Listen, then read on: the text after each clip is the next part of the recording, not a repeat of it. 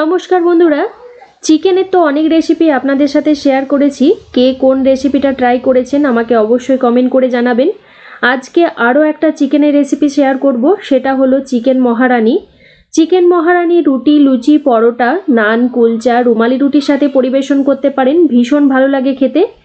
আপনাদের কাছে ভিডিওটা সম্পূর্ণ দেখবার অনুরোধ রইল। রেসিপিটা ভালো লেগে থাকলে কমেন্ট করে জানাবেন। তাহলে আসুন শুরু করা যাক আমার আজকের রেসিপিটি। চিকেন মহারানি বানানোর জন্য আমি এখানে 1 কেজি চিকেন নিয়েছি। চিকেনটাকে ভালোভাবে ধুয়ে পরিষ্কার করে নিয়েছি। এখন চিকেনটাকে ম্যারিনেট করে নেব, তাই চিকেনের মধ্যে দিয়ে দেব 1 চা চামচ নুন, দেব অর্ধেকটা পাতিলেবুর রস,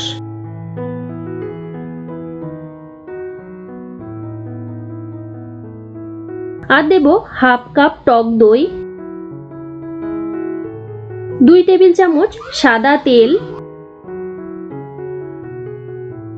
সমস্ত কিছু চিকেনের মধ্যে ভালো করে মাখিয়ে নিয়ে 30 মিনিট ম্যারিনেট হওয়ার জন্য রেখে দেব।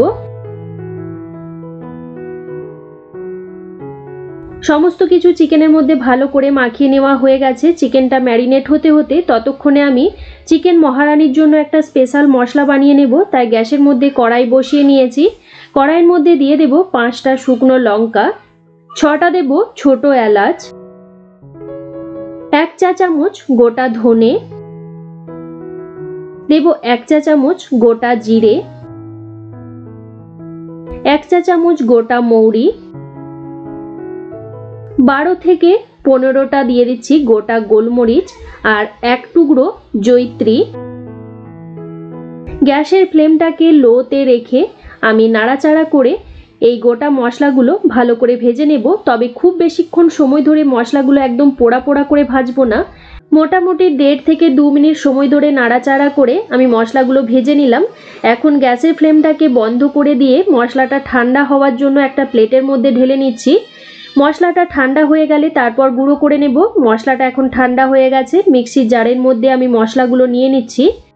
মশলাটা আমি একদম মিহি গুঁড়ো করব না, হালকা করে গুঁড়ো করে নেব, মানে যেটা বলে আধ ভাঙা করে নেওয়া, সেই রকমভাবে আমি মশলাগুলো ভেঙে নিচ্ছি। দেখুন মশলাটা গুঁড়ো করে নেওয়া হয়ে গেছে। মশলাটা ঠিক এই রকমভাবে আমি গুঁড়ো করেছি, হালকা গোটা গোটা আছে। চিকেন মহারানির জন্য স্পেশাল মশলাটা আমার তৈরি করে নেওয়া হয়ে গেছে। এটা আমি একটা বাটির মধ্যে ঢেলে ঢাকা দিয়ে রাখবো, যাতে গন্ধটা বাইরে বেরিয়ে না যায়। তারপর আবারও মিক্সির জারের মধ্যে নিয়ে নেব 12 থেকে 15টা আমন্ড বাদাম। এটাকে আমি আগে থেকে জলে ভিজিয়ে রেখেছিলাম, তারপর খোসাটা ছাড়িয়ে নিয়েছি। এই বাদামটা নিয়ে নিচ্ছি। আর নেব 15 থেকে 20টা কাজু বাদাম। এই বাদামের সাথে দিয়ে দেব 2টো কাঁচা লঙ্কা।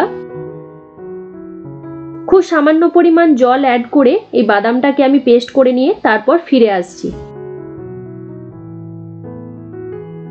বাদামটা পেস্ট করে নেওয়া হয়ে গেছে। এটাও আমার রান্নাতে লাগবে, আমি সাইডে রেখে দিলাম। এবার রান্নাটা শুরু করব, তাই গ্যাসের মধ্যে কড়াই বসিয়ে নিয়েছি। কড়াইয়ের মধ্যে দিয়ে দেব 5 থেকে 6 টেবিল চামচ সাদা তেল বা রিফাইন্ড অয়েল। আপনারা চাইলে সর্ষের তেলেও কিন্তু রান্নাটা করতে পারেন। তেলের মধ্যে ফোড়নে দিয়ে দেব 2টো তেজপাতা, 2 টুকরো দারচিনি, আর দেব 3 থেকে 4টা ছোট এলাচ। গ্যাসের ফ্লেমটাকে মিডিয়ামে রেখে ফোড়নটাকে ভালো করে ভেজে নেব।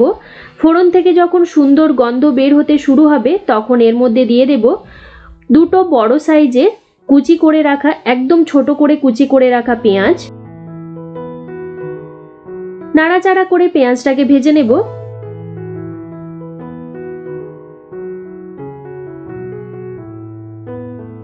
পেঁয়াজটাকে খুব বেশি লালচে করে ভাজবো না। পেঁয়াজের কালারটা চেঞ্জ হয়ে যাওয়া পর্যন্ত আর পেঁয়াজটা হালকা নরম হয়ে যাওয়া পর্যন্ত পেঁয়াজটাকে ভেজে নেব। দেখুন পেঁয়াজটা ভেজে নেওয়া হয়ে গেছে। এখন আমি এর মধ্যে দিয়ে দেব 1 টেবিল চামচ আদা রসুন বাটা। আদা রসুনটাকেও নাড়াচাড়া করে ভেজে নেব। আদা রসুনের যখন কাঁচা গন্ধটা চলে যাবে, তখন এর মধ্যে অ্যাড করে দিতে হবে ম্যারিনেট করে রাখা চিকেনটা। মশলার সাথে চিকেনটাকে ভালো করে মিশিয়ে নেব।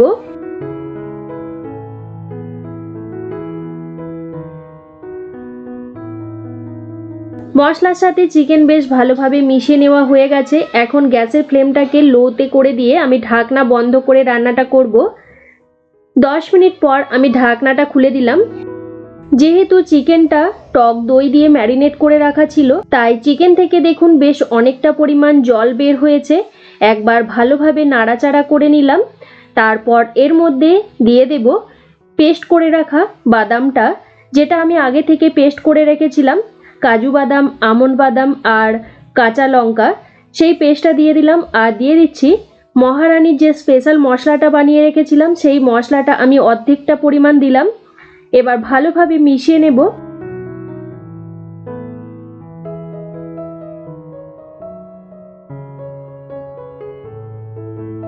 সমস্ত কিছু খুব ভালো করে মিশিয়ে নেওয়া হয়ে গেছে। আবারও আমি ঢাকা চাপা দিয়ে রান্নাটা করব। যতক্ষণ না মাংসটা খুব ভালোভাবে সুসিদ্ধ হয়ে যাচ্ছে ততক্ষণ রান্নাটা করব। 20 থেকে 25 মিনিট পর আমি ঢাকনাটা খুলে দিলাম। একবার ভালোভাবে নাড়াচাড়া করে নিচ্ছি। যেহেতু বাদাম দেওয়া আছে তাই নিচে লেগে যাওয়ার সম্ভাবনা বেশি থাকে, তাই একবার করে ঢাকা খুলে খুলে নাড়াচাড়া করে নিতে হবে। মাংসটা মোটামুটি আমাদের 90% সেদ্ধ হয়ে গেছে। এখন আমি ওপর থেকে দিয়ে দিচ্ছি 1 টেবিল চামচ কসুরি মেথি। কসুরি মেথিটাকেও ভালোভাবে মিশিয়ে নিচ্ছি।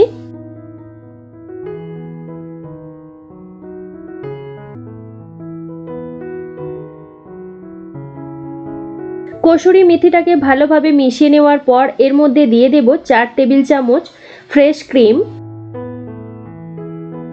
আপনাদের কাছে যদি ক্রিম না থাকে, দুধের ওপরের সরটাকে ভালোভাবে ফেটিয়ে নিয়ে তারপর সেটাকেও দিতে পারেন। আর ক্রিমটা যখন দেবেন তখন গ্যাসের ফ্লেমটাকে কিন্তু একদম লোতে রাখতে হবে। ক্রিমটাকে ভালোভাবে মিশিয়ে নিলাম। এখন আমি এর মধ্যে দিয়ে দেব 1 কাপ গরম জল।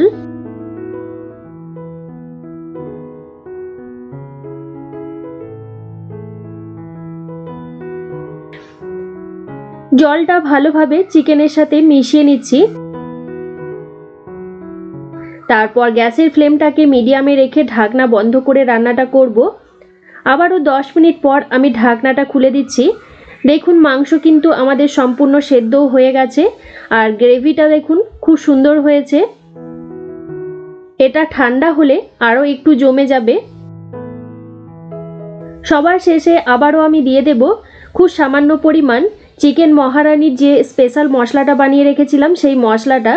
আর দেব 1 মুঠো ফ্রেশ ধনেপাতা কুচি। ভালোভাবে মিশিয়ে নেব। ভালোভাবে মিশিয়ে নেওয়ার পর গ্যাসের ফ্লেমটাকে বন্ধ করে দেব। ব্যাস তৈরি হয়ে গেল আমার আজকের রেসিপি চিকেন মহারানী। চিকেন মহারানী রেসিপি আপনাদের কেমন লাগলো অবশ্যই কমেন্ট করে জানাবেন। একটা লাইক করবেন। আপনারা আপনাদের বন্ধুদের সাথে রেসিপিটা শেয়ার করুন। যারা যারা ফেসবুক বা ইনস্টাগ্রাম থেকে ভিডিওটা দেখছেন তারা অবশ্যই অনুর হেসেল পেজটাকে ফলো করে দেবেন। যারা ইউটিউব থেকে দেখছেন তারা অনুর হেসেল সাবস্ক্রাইব করে পাশের বেল নোটিফিকেশনটা প্রেস করে অল অপশনটা প্রেস করে রাখবেন। তাহলে আমি চ্যানেলে যখনই কোনো নতুন রেসিপি শেয়ার করব নোটিফিকেশন সবার প্রথমে আপনাদের কাছে পৌঁছে যাবে। আজকের মতো এই পর্যন্ত। আবারও কোনো নতুন রেসিপি নিয়ে হাজির হব আপনাদের কাছে। আপনারা ভালো থাকবেন, সুস্থ থাকবেন। ধন্যবাদ।